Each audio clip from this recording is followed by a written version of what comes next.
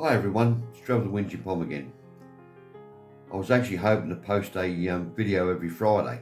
Unfortunately, I've been moving furniture with a mate of mine, so that advice is not until Tuesday. I was totally stuffed, to be honest. If you like my videos, please share, press the like button, or even leave a comment, and I will answer you if I can. Alright then, so here comes the first story. I looked on Facebook one day, and there was a smoker for sale. It's about that big or whatever, and it was $30. So I bought it and brought it home, and I thought, oh, first night, Kate loves salmon, so I cooked the salmon for her. Went outside and there was all this junk all over the table, so I thought, where am I going to cook it? So I thought, oh, the blue recycle bin, because heat rises, you know. Anyway, so I put it on there, put the salmon in, lit the smoker, come inside. About probably 20 minutes later, went outside. Where the bloody hell was my smoker? Where the hell's it gone? I'm looking everywhere. I looked at the bin and it actually melted the bin. There was a big square hole and there's the smoker down the bottom. What a waste of $30 and $20 worth of salmon. God, I'm an idiot. I really am. Now my nephews. When Dwayne was very young, I used to play Cowboys and Indians with him. So I'd tie him up to the washing line because he was my prisoner, of course, so I'd tell him that. And anyway, I'd leave him there.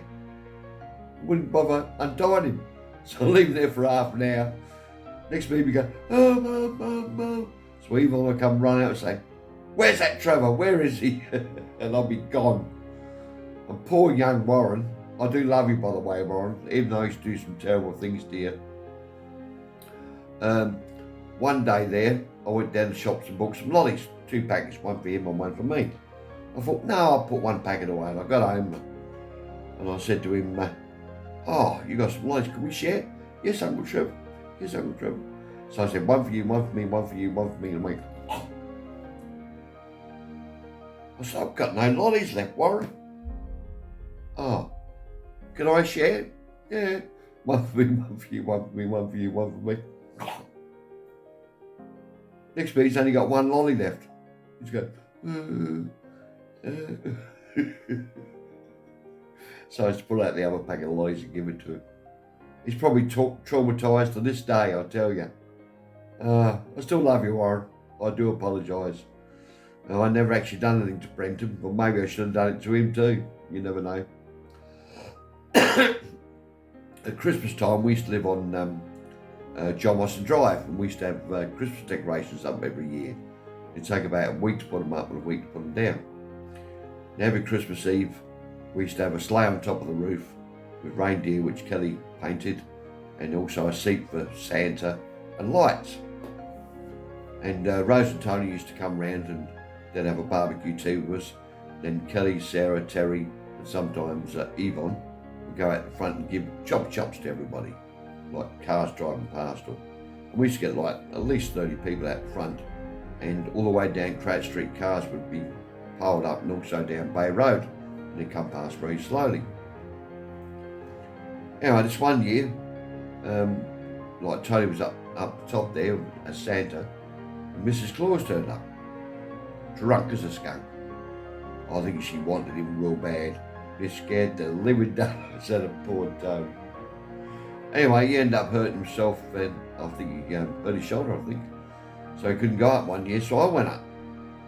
I love me rum, and I love a smoke. So I'm sitting up there going,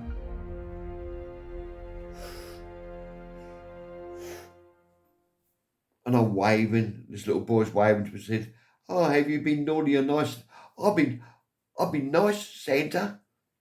I said, his mother, have you been naughty or nice? She said, I've been nice, Santa, but you're a very, very naughty Santa, I tell you. But anyway, one year, 3 Frenchmen turned up. They were, I think it was Christmas Eve they turned up, of course they did. Anyway, Kay was talking to him.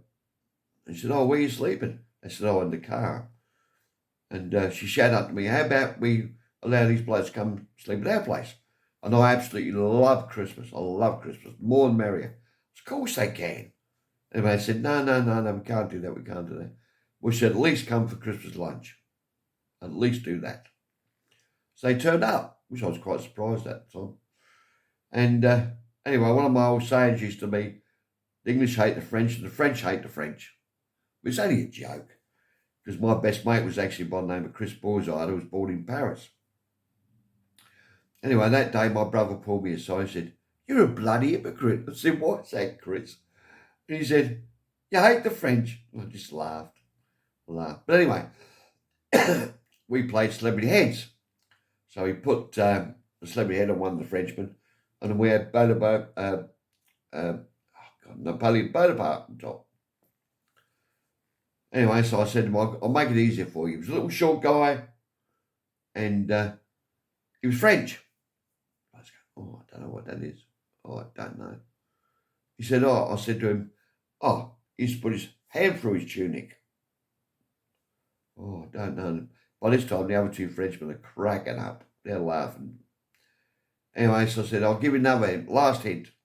He used to wear his hat sideways and have a ribbon on top." "Oh, jeez, I don't know." God, no wonder bloody English don't like the French. Anyway, so we had to tell him. So that's our Christmas. When Kelly gave birth to Sarah and Terry, long before I ever met Kelly, she always said she wanted the name Sarah, as in without the H. I said, "That's fine." I said, "We have a second child, I get to name it." So Sarah became Sarah, and then Terry was born. Now we're at the hospital, she was in long labour, and they were giving me cups of teas and meals, and I was having a wonderful time, being fed and everything. And she always had trouble giving birth. They'd always have to cut the placenta away afterwards, and she used to lose a lot of blood.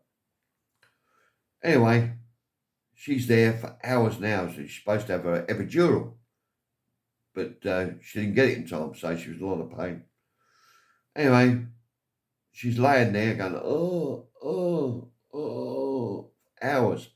And the nurse kept on calling Kelly Terry. Anyway, so towards the later part of the birth, the nurse kept saying, "Push, push, push." "I can't."